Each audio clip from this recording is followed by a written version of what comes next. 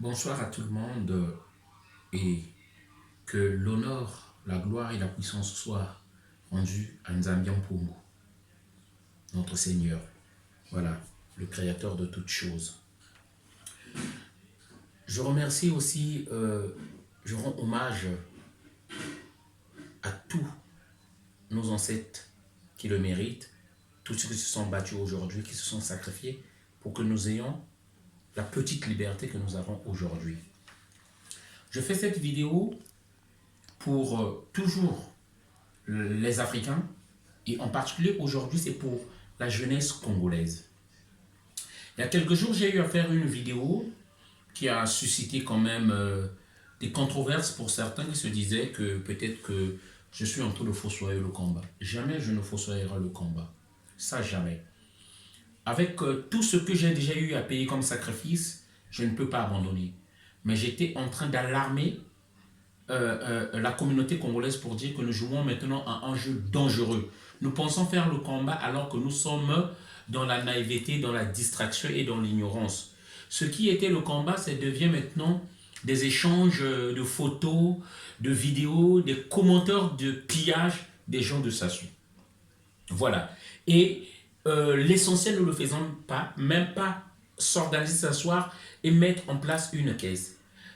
Oui, une caisse pour avoir de l'argent. Car aucune lutte panafricaine ou dans nos petits enclos n'aboutirait sans organisation financière.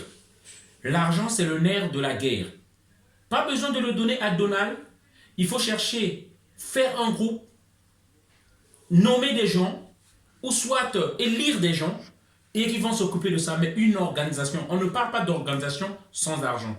C'est simplement ça, c'était choqué pour avoir une réaction quand ça s'aille. Lorsqu'il y a une organisation, vous verrez que les bouches ne parleront plus. Mais lorsqu'on parle, c'est parce que c'est vide et il n'y a rien. Alors, je tiens à dire ceci. La dictature engendre la haine des gens. La dictature engendre la frustration des cœurs, la colère. Et ensuite s'ensuit la violence. D'où nous avons vu ce qui s'est passé au Vésiné. Ces résistants qui ont écrit « Sassou, assassin, Sassou, dégage » et qui ont brûlé des voitures. Je dis bien aucun Congolais digne de ce nom, les 92% que nous sommes, ne pourra condamner ce taxe-là. En tout cas que l'État français ne pense pas aux Congolais pour condamner ce taxe-là. Jamais nous le condamnerons parce que c'est de notre argent qu'il s'agit, ces voitures et ces maisons. La preuve, ce sont des biens mal acquis et cette maison-là a été saisie en tant que bien mal acquis. Donc ne comptez pas sur les Congolais, nous ne pourrons que les encourager et les soutenir. Je ne fais pas ça pour faire apologie de la violence, mais avec Sassou, on en a tout vu. Et restez dans la légalité, restez dans l'indifférence. Ça ne changera rien et personne ne parlera pour nous. C'est pourquoi les Congolais se prennent en charge pour faire ces choses-là. Alors, pour terminer cette vidéo, c'est pour la jeunesse congolaise que je la fais, cette vidéo-là. La jeunesse congolaise. Tant que vous serez là à regarder, même ce que vous avez aujourd'hui, on vous le dépouillera. Tant que vous n'allez pas vous organiser, même si vous êtes... Ça ne commence pas à 10, à 20. Si vous êtes à 2, vous êtes à 3, entendez-vous monter une structure. Qu'est-ce qu'on peut faire pour enlever Sassou? Qu'est-ce qu'on peut faire pour terroriser, s'il faut le dire? Tous ceux qui soutiennent cette dictature du Congo-Brazzaville qui a fait que nous tous, nous chassent du pays et aujourd'hui nous sommes loin de chez nous. Et je tiens à dire aux Congolais, soyez-en sûrs, nous ne rentrerons jamais tant que Sassou sera là. Tant que Sassou sera là, le pays ira de mal en pis. Nous ne rentrerons plus. En tout cas, ceux-là qui iront pour faire le tourisme sexuel et revenir, mais on n'ira plus jamais s'établir là-bas, y demeurer, parce que le système de santé sera bousillé. L'organisation économique qu'on pourra chercher à faire là-bas, ça ne marchera jamais. Nous sommes condamnés à vivre ici. Même si vous faites des petites activités là-bas, ça va encore tomber, parce que l'économie n'est plus stable. Donc, ce message-là, ça s'adresse à la jeunesse congolaise. Je me bats aujourd'hui aux côtés de la jeunesse malienne parce qu'elle est debout.